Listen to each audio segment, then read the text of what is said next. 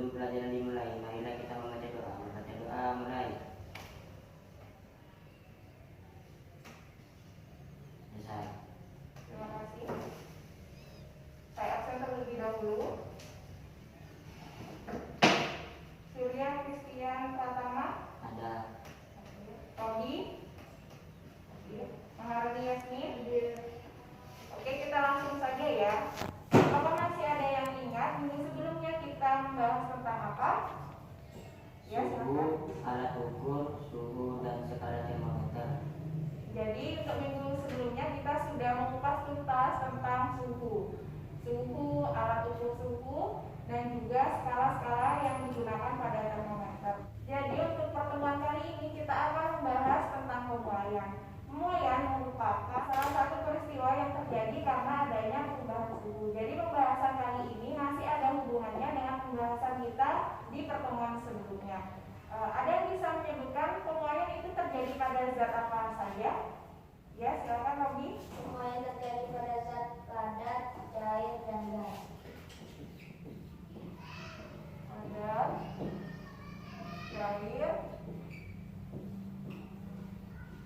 gas. Ada yang bisa menyebutkan apa perbedaan dari zat padat, zat cair, dan zat gas? Ada. Ya, silakan. Siapa? Perbedaannya terletak pada partikel-partikel penyusunnya. Ya, benar sekali. Jadi ketiga zat ini memiliki perbedaan dari partikel penyusunnya. Untuk partikel penyusun zat padat seperti apa kira-kira partikel penyusunnya? Ya, Surya, silakan. Dapat. Nah, untuk zat padat, letak partikel penyusunnya ini rapat-rapat. Jika digambarkan ya seperti ini. Untuk zat cair, partikel penyusunnya seperti apa? Silakan. Renggang. Nah, untuk zat cair, partikel penyusunnya ini lebih renggang daripada zat padat. Jadi letaknya agak berjauhan. Jadi lebih renggang daripada zat padat. Jika diilustrasikan seperti ini. Nah, yang terakhir untuk zat gas, bagaimana letak partikelnya? Ya, silakan. Lebih renggang dari zat cair. Nah, benar sekali. Untuk zat gas, letak partikelnya ini sangat renggang. Nah, menurut kalian, apakah ketiga zat penyusun benda ini berpengaruh terhadap terjadinya pemuaian suatu benda? Berpengaruh atau tidak? Berpengaruh. Ya, sangat berpengaruh. Kita langsung saja ke pembahasan pertama. Kita akan membahas pemuaian.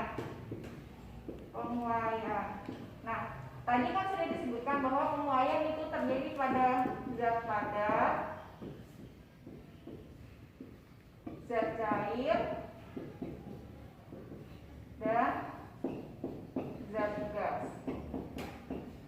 Yang pertama kita akan membahas pemuaian yang terjadi pada zat padat. Untuk pemuaian pada zat padat ini terdapat 3, yaitu muai panjang. Jenis pemuaiannya itu ada 3 ya, muai panjang, muai luas, dan muai volume.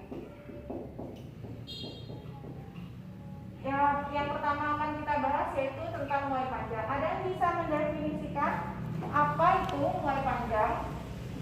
Ya, silakan Marani. Muai panjang adalah bertambahnya ukuran panjang suatu benda karena menerima kalor. Nah, jadi muai panjang itu terjadi ketika suatu benda menerima kalor, maka benda tersebut akan bertambah panjangnya. Untuk ilustrasinya seperti ini.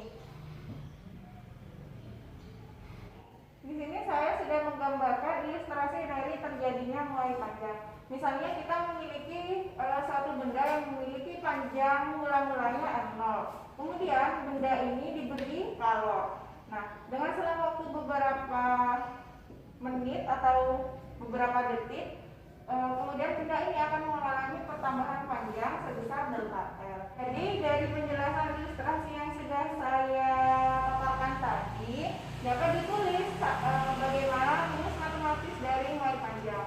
Untuk rumus matematisnya dapat kita tuliskan delta L sama dengan L0 dikali alfa dikali delta T. Delta L ini apa? Ada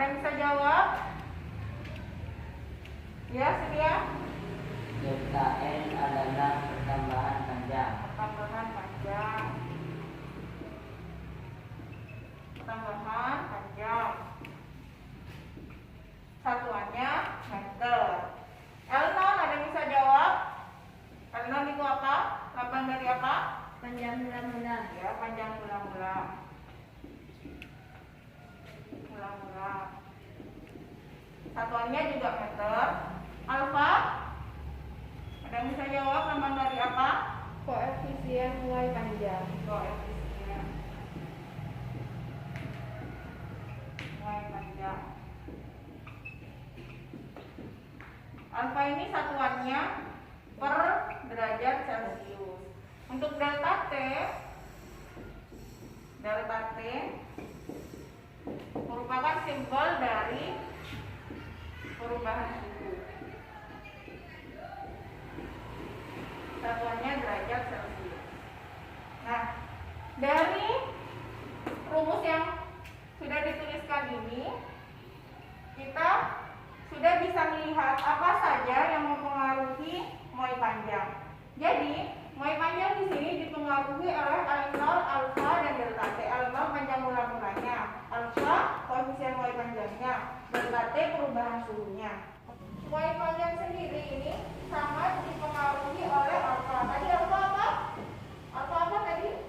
Koefisien MOI panjang. Koefisien MOI panjang. Ada yang bisa mendeskripsikan apa definisi dari koefisien MOI panjang? Ya, silakan.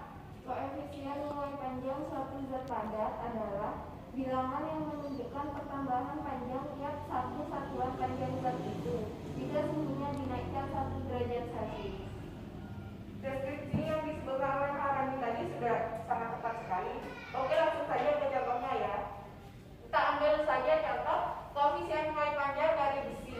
Berapa nilainya? Ada yang tahu? Koefisien MOI panjang? Iya, Robi?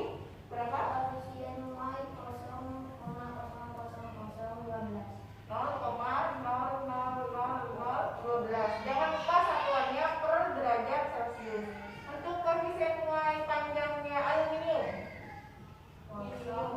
Berapa? 0,000024 Per derajat Celcius. Nah, kira-kira ada yang bisa baca apa enggak? Kalau besi memiliki koefisien MOI panjang sebesar ini, kira-kira artinya cara bacanya itu gimana? Ada yang tahu gimana? Jadi, apabila ada 1 meter besi suhunya dinaikkan sebesar 1 derajat Celcius, besi tersebut akan mengalami penguaian atau pertambahan panjang sebesar 0,00012 per derajat Celcius. Nah, sekarang kita masuk ke pembahasan kedua. Kita akan membahas tentang MOI luas dan MOI volume. Nah, untuk MOI luas dan MOI volume ini sebenarnya tidak jauh berbeda dengan MOI panjang. Untuk persamaan matematisnya pun juga tidak jauh berbeda. Yang berbeda hanya terletak pada ini, nilai koefisien MOI-nya. Untuk MOI panjang, koefisien MOI-nya simbolnya alfa. Untuk koefisien MOI luas, simbol koefisien MOI-nya itu beta. Untuk koefisien MOI volume, simbol koefisien MOI-nya itu gamma. Untuk koefisien MOI panjang, alfa ini sangat berpengaruh. Apabila nilai alfanya besar, misalnya ini kita ambil contoh aluminium dan besi. Aluminium kan nilai koefisien MOI panjangnya lebih besar daripada besi. Artinya ketika kita memanaskan sebatang besi dan dibandingkan dengan aluminium, maka yang akan lebih terlihat cepat menguai itu aluminium karena nilainya lebih besar. Nilai koefisien MOI panjangnya lebih besar. Seperti itu ya. Apakah ada pertanyaan? Kalau tidak, silakan kalian ambil LKS yang sudah saya siapkan di meja masing-masing. Saya beri waktu 15 menit cukup. Silakan dikerjakan terlebih dahulu. Bagaimana? Apakah pengerjaan lembar kerjanya sudah selesai? Sudah. Apabila sudah, silakan dipresentasikan di depan kelas. Untuk nomor 1, silakan Robi, bisa? Ya, silakan dikerjakan di depan.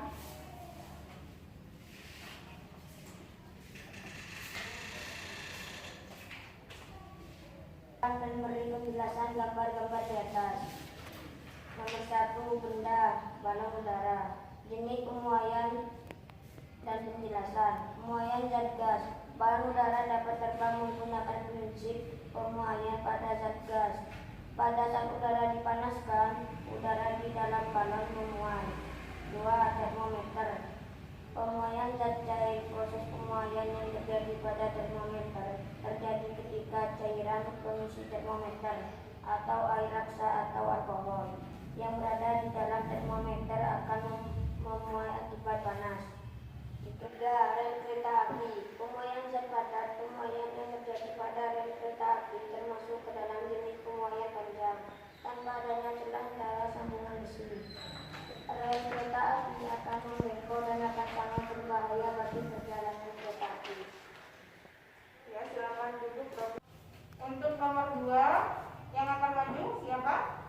Ya, Maharani. Karena di situ pertanyaannya berupa soal hitungan, silakan jawabannya dituliskan di papan.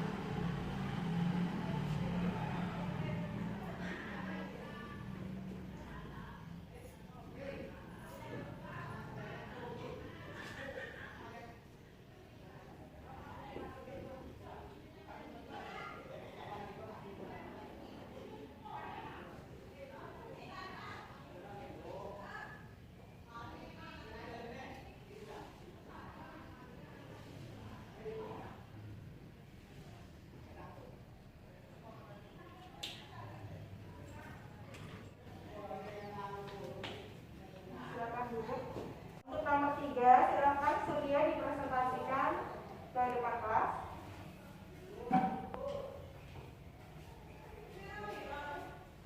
Sebutkan dan jelaskan 3 contoh dampak merugikan yang timbul akibat terjadinya pemuaian. 1. Pemasangan kaca jendela. Pemasangan kaca jendela memperhatikan juga ruang muai bagi kaca sebab koefisien muai kaca lebih besar daripada koefisien muai kayu tempat kaca tersebut dipasang. Hal ini penting sekali untuk menghindari terjadinya pembengkokan pada bingkai. 2. Pemasangan kawat telepon atau kawat listrik. Kabel jaringan listrik atau telepon dipasang kendur dari tiang satu ke tiang lainnya sehingga saat udara dingin panjang kabel akan sedikit berkurang dan memencang. 3. Celah pemuaian pada sambungan jembatan. Sambungan antara 2 jembatan beton terdapat celah di antaranya. Hal ini bertujuan agar jembatan tersebut tidak melepuh saat terjadi pemuaian. Sudah? Ya, silakan duduk. Karena presentasinya sudah selesai dan saya lihat juga hasilnya sudah bagus, saya review sedikit saja ya. Di soal nomor 1 tadi memberikan contoh dari terjadinya pemuaian pada zat padat. Contohnya pemuaian pada zat padat apa? Kalau kereta ya, kalau kereta. Contoh pemuaian pada zat cair, termometer. Yang memuai kan di termometer di pertemuan sebelumnya sudah dijelaskan. Yang memuai yaitu zat pengisi termometernya. Zat pengisi termometer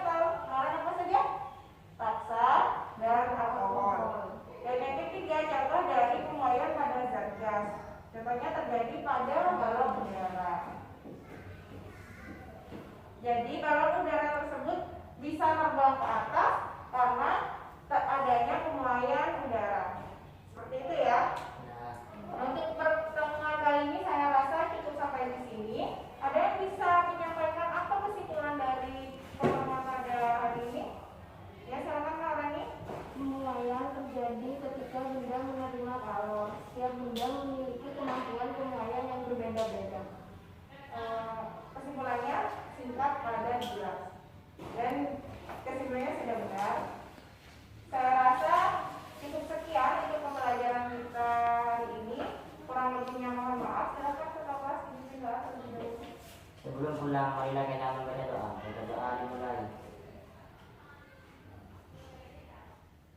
Selesai.